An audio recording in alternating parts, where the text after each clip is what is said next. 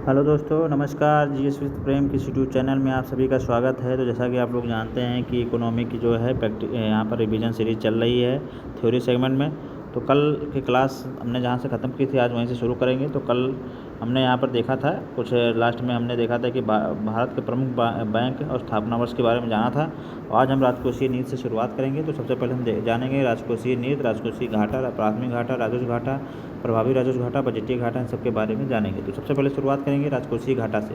तो राजकोषीय घाटा क्या होता है? तो सबसे पहले देखेंगे कि कुल राजस्व की प्राप्ति, जी हाँ, जो कुल राजस्व की प्राप्ति होती है प्लस कुल गैर ऋण पूंजीगत प्राप्ति। जी हाँ, मतलब जहाँ से उधार नहीं लिया गया है उसको मतलब कुल गैर ऋणगत पूंजीगत प्राप्ति है माइनस कुल व्यय।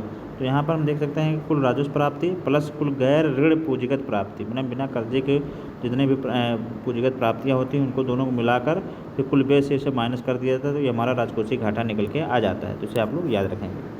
प्राथमिक घाटा की बात करें तो प्राथमिक घाटा जो है कुल राजकोषीय घाटा माइनस ब्याज अदायगी होती है। तो यहाँ पर जब हम कुल राजस्व प्राप्तियाँ, कुल गैर ऋण पूंजीगत प्राप्तियाँ माइनस कुल व्यय से राजकोषीय घाटा जब निकाल लेते हैं तो उसके बाद फिर प्राथमिक घाटा निकाला जाता है। तो प्राथमिक घाटा में राजकोषीय घाटा माइनस ब्याज की अदायगी जो के बाद जो आता है वो हमारा प्राथमिक घाटा कहलाता है। जिसे पे आप लोग याद रखेंगे। अब राजस्व घाटा की बात करेंगे तो राजस्व घाटा जो होता है कुल राजस्व व्यय होता है, जी कुल राजस्व व्यय माइनस कुल राजस्व आय। तो कुल राजस्व व्यय से कुल राजस्व आय को घटा दिया जाता है सीधे, उसके बाद जो उसका परिणाम आता है वो हमारा राजस्व घाटा कहलाता है। जिसे आप लोग याद रखेंगे। अगला देखेंगे प्रभावी राजस्व घाटा क्या होता है? तो राजस्व घाटा माइनस राज्यों को दिया गया विकास अनुदान जो होता है हमारा प्रभावी राजस्व घाटा कहलाता है। इसे भी आप लोग याद रखेंगे। अगला देखेंगे बजटीय घाटा की बात करें तो कुल व्यय माइनस कुल प्राप्तियाँ जो है बजटीय घाटा होता है। इसे भी आप लोग याद रखेंगे। अगला हम लोग देखेंगे, अब यहाँ पर बजट के बारे में देखेंगे कि बजट के बारे में कुछ महत्वपूर्ण तथ्य के बारे में जानेंगे यहाँ से। तो सबसे पहले देखेंगे कि आय व्यय के विस्तृत ब्यौरे को हम बजट कहते हैं। जी हाँ, आय और व्यय, इनकम और एक्सपेंडिचर के जो विस्तृत विवरण होता है उसे हम बजट कहा जाता है। भारतीय संविधान में बजट को वार्षिक वित्तीय विवरण अनुच्छेद 112 के तहत इसे दर्शाया गया है। तो यहाँ हमने देख सकते हैं कि भारतीय संविधान के आर्टिकल 112 में वार्षिक वित्तीय विवरण का उल्लेख किया गया है। बजट का उल्लेख कहीं नहीं किया गया, वार्षिक वित्तीय विवरण के रूप में इसका उल्लेख किया गया है। बजट का निर्माण जो है वित्त मंत्रालय व अन्य मंत्रालय, नीति आयोग, कैग की सहायता से करता है। बजट जो है, बजट का वित्तीय वर्ष की बात की जाए तो 1 अप्रैल से 31 मार्च तक इसका वित्तीय वर्ष होता है। और बजट पेश करने के 75 दिन के अंदर बजट का पारित होना भी आवश्यक होता है। ये भी आप लोग याद रखिएगा। वो आपका इम्पोर्टेंट पॉइंट है कि बजट पेश करने के 75 दिन के अंदर इसको पास होना ज़रूरी होता है। और भारत का पहला बजट जो है ब्रिटिश अर्थशास्त्री जेम्स विल्सन के द्वारा वर्ष 1860 में प्रस्तुत किया गया था। तो ये भी आप लोग याद रखेंगे। स्वतंत्र भारत का पहला बजट की बात किया गया तो 26 नवंबर 1947 को तत्कालीन वित्त मंत्री R.K. षणमुगम शेट्टी के द्वारा पेश किया गया। और अब तक सर्वाधिक 10 बार मोरारजी देसाई ने बजट पेश किया है। और भी हाल ही में हमारी जो है निर्मला सीतारमण जी जो हैं, इन्होंने भी क्या नाम है सबसे ज़्यादा बार जो है बजट पेश करने का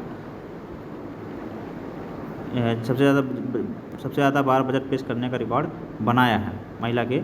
हमने देखा कि अभी निर्मला सीतारमण जो हमारी हैं वो 2019 से लेकर 2026 तक लगातार उन्होंने 9 साल तक बजट पेश किया है और सबसे ज़्यादा बार बजट पेश करने वाली पहली वित्त मंत्री, लगातार पेश करने वाली पहली वित्त मंत्री बनी गई हैं। और इससे पहले जो है सबसे ज़्यादा बार जो है हमारे मोरारजी देसाई हैं जो उन्होंने 10 बार बजट पेश किया है। तो आप लोग याद रखेंगे। तो यहाँ हमने देख लिया। अगला देखेंगे, एक वर्ष कमेटी की सिफारिश के आधार पर वर्ष 1924 से आम बजट और रेल बजट, जी हाँ, आम बजट और रेल बजट को अलग अलग पेश करने की परंपरा शुरू हुई। फिर 1 फरवरी 2017 को रेल बजट और आम बजट को पुनः एक साथ पेश किया जाने लगा। तो इसे आप लोग याद रखेंगे। अगला हम लोग देखेंगे यहाँ पर, अब मुद्रास्फीति के बारे में देखेंगे। इन्फ्लेमेशन किसे कहते हैं? जी हाँ, वस्तुओं और सेवाओं की कीमतों में निरंतर होने वाली वृद्धि को मुद्रास्फीति कहते हैं। जी हाँ, जब वस्तुओं और सेवाओं की कीमतों में निरंतर वृद्धि होती है तो इसे हम मुद्रास्फीति कहते हैं। और मुद्रास्फीति की स्थिति में वस्तुओं और सेवाओं की कीमत बढ़ती है, मुद्रा का मूल्य कम होता है। तो यहाँ हमने देख लिया कि मुद्रास्फीति में क्या होता है, इन्फ्लेशंस में क्या होता है, इन्फ्लेशन में क्या होता है कि इसमें जो है वस्तुओं और सेवाओं की कीमत बढ़ जाती है, वस्तुओं की कीमत को बढ़ा दिया जाता है।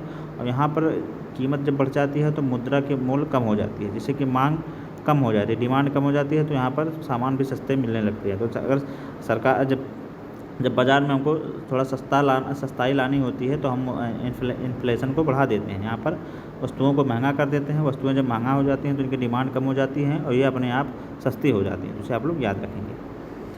तो ये वस्तुओं की महंगाई कम हो जाती है तो डिमांड कम हो जाती है। तो इसे आप लोग याद रखेंगे। अगर देखेंगे मुद्रास्फीति के मापन का आधार की बात करेंगे तो थोक मूल्य सूचकांक होलसेल प्राइस इंडेक्स के आधार पर तथा कंज्यूमर प्राइस इंडेक्स के आधार पर मुद्रास्फीति का मापन किया जाता है। थोक मूल्य सूचकांक के आधार पर देखेंगे तो यहाँ पर यह सूचकांक वाणिज्य एवं उद्योग मंत्रालय के उद्योग एवं आंतरिक व्यापार प्रोत्साहन विभाग DPIIT के आर्थिक सलाहकार कार्यालय द्वारा जारी किया जाता है। वर्तमान में मई 2017 से इस सूचकांक की गणना के लिए वर्ष 2011-12 के आधार वर्ष बनाया गया है।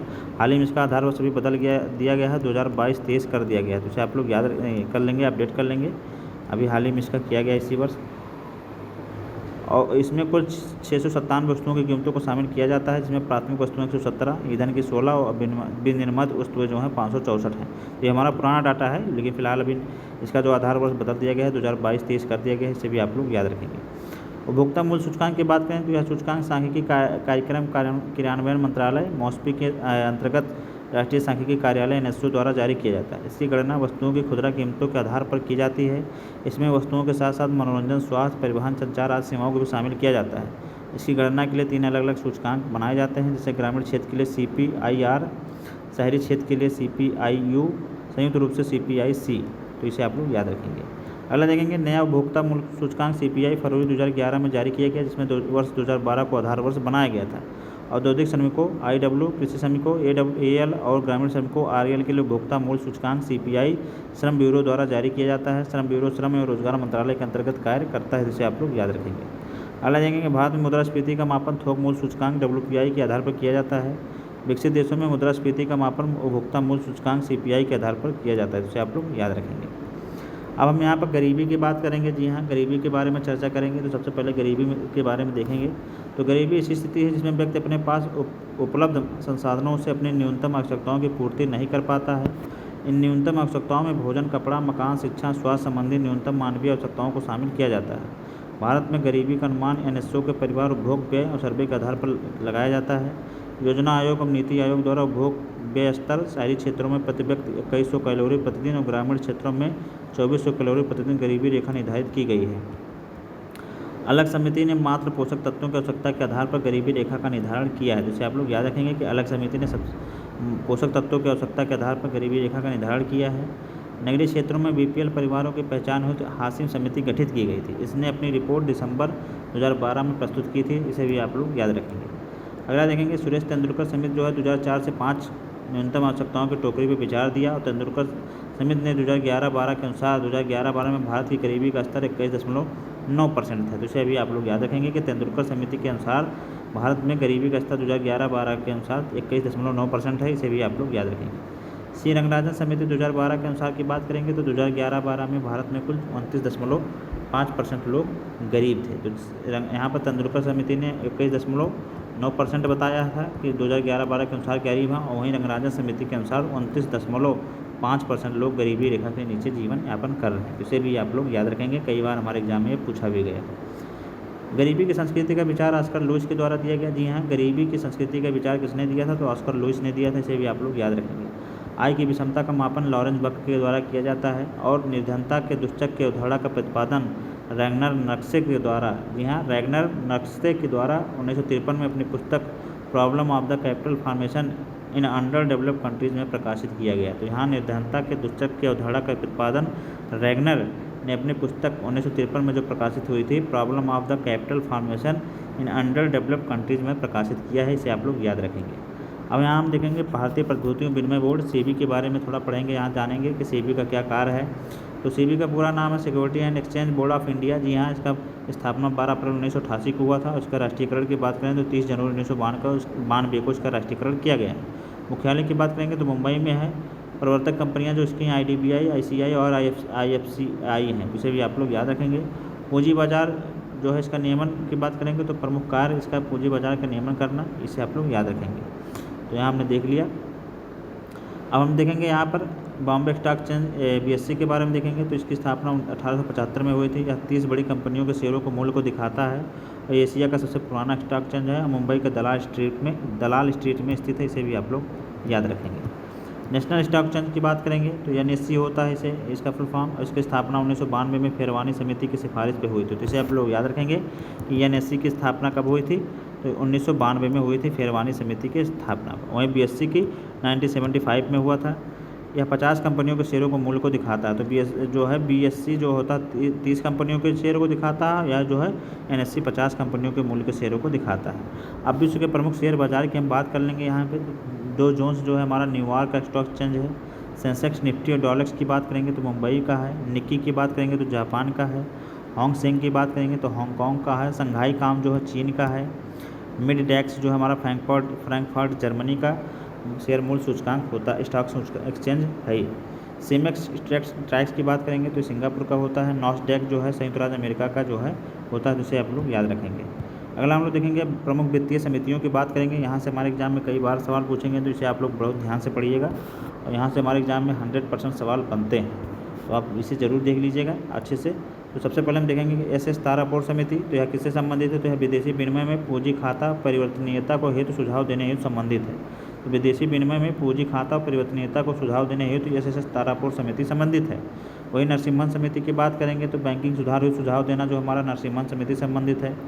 गोईपोरिया समिति की बात करेंगे तो प्राथमिक और सहकारी बैंकों में ग्राहक सेवा सुधार हेतु जो है हमारी गोईपोरिया समिति संबंधित है, इसे भी आप लोग याद रखेंगे।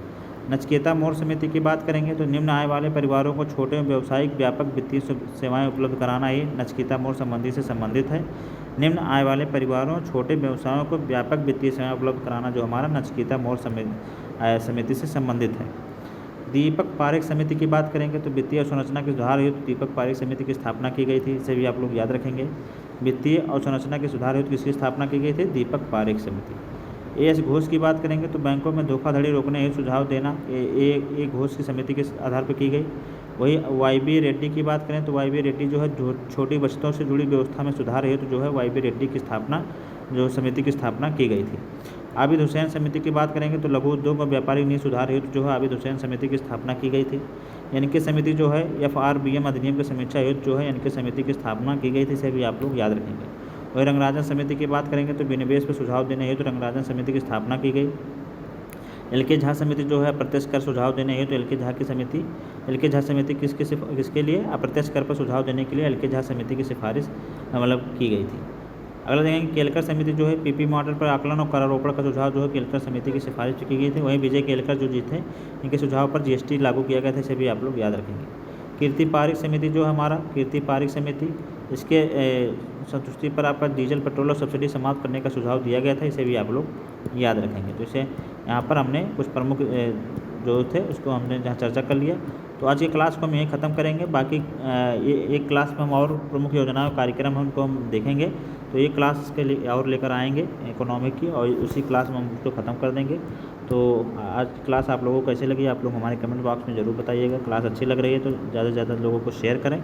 फिर मिलेंगे नई वीडियो में, तब तक पढ़ते रहिए, स्वस्थ रहिए। नमस्कार, जय हिंद।